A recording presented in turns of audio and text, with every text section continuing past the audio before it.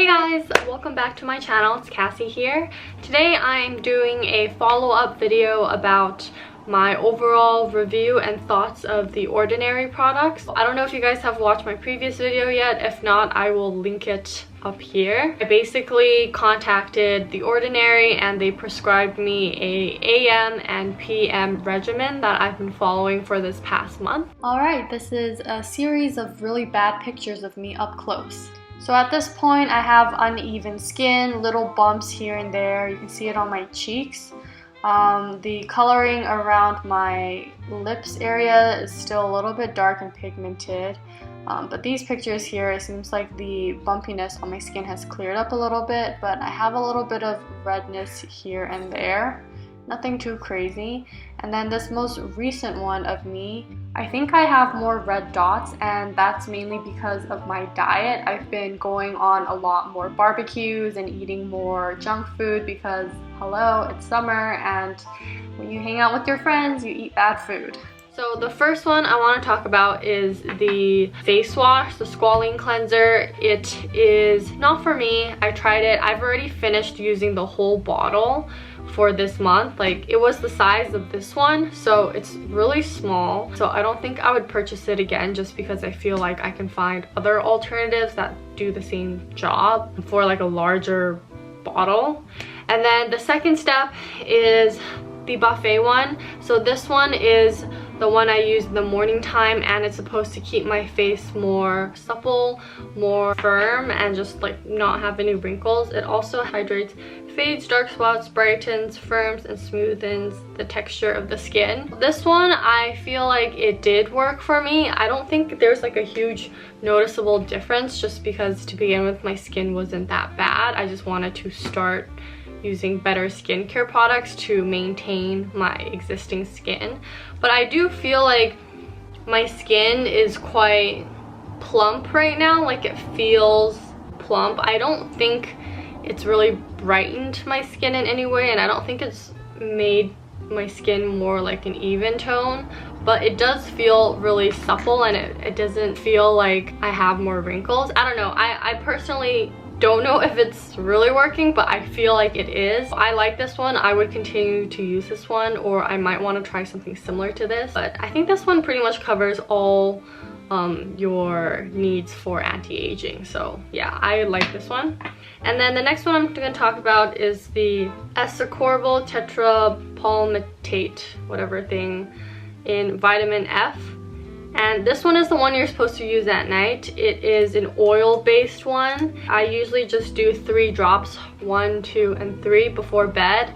I did notice with using this one that if I had too much of it on my face, like there was this one night where I put a lot on my forehead and then it dripped down, and then it kind of got in between the crevice of my nose right here. The next day when I woke up, I found pimples actually right in these little crevices. And so I'm thinking that this product, a little can go a long way. So make sure when you use this, don't have such a thick layer on because you really don't need that much. I also really like this. I put it on before bed, before I use my moisturizer, and I find that it just keeps my face extremely hydrated throughout the night, and it also doesn't feel heavy. Okay, the next one is the caffeine solution. So this one is supposed to brighten your under eye circles. It's supposed to prevent your puffy eyes as well as hyperpigmentation. In terms of puffiness, I did find that after, like, since using this product, it's been like a month already, I never wake up with puffy eyes. Like, my eyes always look totally fine. I also use this before bed as well. So in terms of puffiness, I think it does really help with that. But in terms of like dark circles and like reducing hyperpigmentation, I don't know, like, I don't see a huge difference. Like, my skin doesn't look any lighter than before, but I would still continue using this as like a little eye cream just to moisturize your under eyes. So I would still recommend this product. And then this one here, the Natural Moisturizing Factors plus HA, it's essentially a moisturizer. I wouldn't get it again just because it's been a month and I'm literally almost done this entire product. I would actually just continue using my Aveeno moisturizer. So this is a moisturizer I mainly use for my whole body and for my face because I like to try and keep things relatively simple. When you put it on, it feels like there's a layer of hydration on top, but it doesn't feel greasy and it doesn't feel sticky and it doesn't feel like your skin just absorbed it all right away and then there's nothing left. It's just like the perfect consistency, so I really like this. This one is in the coconut one. It says it's as gentle as the fragrance-free one, relieves itchy, extra dry skin.